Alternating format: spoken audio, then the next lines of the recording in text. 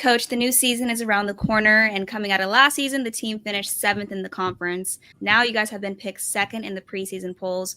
What would you say are your guys' biggest takeaways from last year in what worked and what the team can improve upon this upcoming season? Last year was certainly a disappointment coming off of winning the league the year before and having the majority of those players back and losing Joel Murray for the halfway through the season.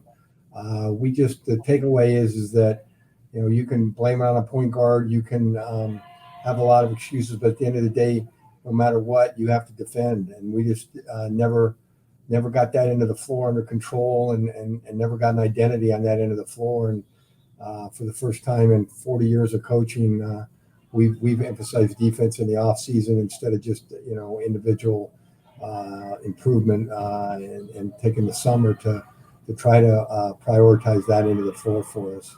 Well, looking ahead into this year, you are returning a powerful duo, Abubakar and Lassina Traore. Can you talk about what kind of presence they bring to the court and within the team? They're special, and I say that not as basketball players, but just as they're it's as my career's gone on, you miss those kids that are so appreciative and the NLI and everything that are just here for the opportunity to get a degree and to become good basketball players. And coming from the Ivory Coast in Africa, they're just so appreciative every day of what you give them, from the food to the opportunity to learn academically. They just don't take any of that for granted.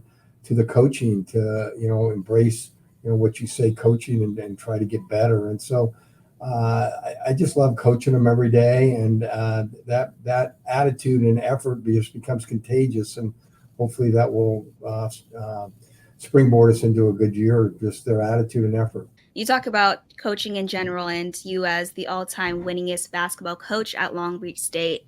Does that hold any importance to you, and how do you just use your experience and your knowledge to lead new groups year in and year out? Yeah, I mean, obviously, it means something, I think when it's all said and done, but I don't even want to know the answer to this, but I'm sure I'm probably the losingest coach in Long Beach State too, because I've been here, for 17 years. And that's the kind of unheard of in our profession right now, to be at one place for that long. And actually, I'm proud that I've been at three places for 38 years, I think it is, almost 40 years in just three places. And as a Division I coach, the stability for me has been a very good blessing to be able to work at places that I believe in, that believed in me, and just great to raise my family in this crazy profession with the stability that the job has afforded. So I'm very appreciative, to Long Beach State and the years I've had to be able to be the head coach here. With all the experience you do have, you never know what the season can unfold like. And some people feel like you guys are under the radar team this year with a lot of stacked talent and key returners, as we mentioned, with a handful of guys coming back and then 4 newcomers. Can you tell us and the fans a little bit about what goals you have for the team this year? Well, I think preseason polls and preseason predictions just show us how much we really don't know.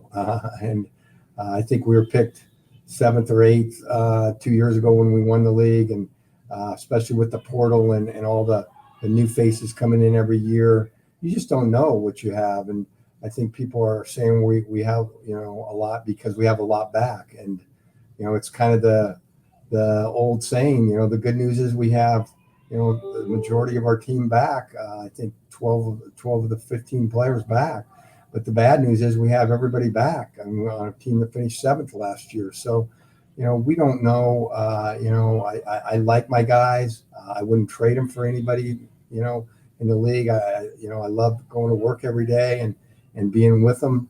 But we've got a lot to prove. Last year was a disappointment, and we had a lot of injuries, and we got to get healthy, and you got to get a little lucky. It's a long year. They've gotten longer with the rules now of being around each other, all year round. And so we're not taking anything for granted, but I think we're going to be a team that comes out with great passion and something to prove. And hopefully, our fan base will be proud of our effort and our attitude. Definitely a long year and definitely a lot to prove. So, last question, can you talk to me a little bit about your schedule and then how that helps you guys prepare for the overall conference play?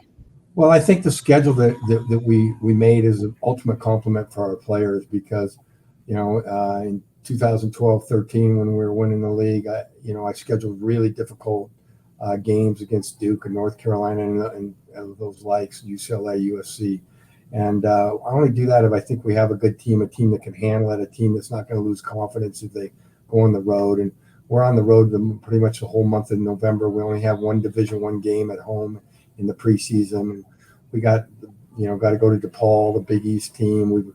We're at Michigan and the Big Ten in the Midwest.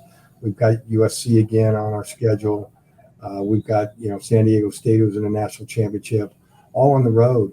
So it's going to be a daunting task, but it really is a preseason at a place like Long Beach State, and we want to get ourselves ready to be the best team we can be when we hit Big West play, and I think that schedule gives us an opportunity to do that. Looking forward to a great season for you guys, but thank you so much for joining me today. You got it. Great. I appreciate you having me.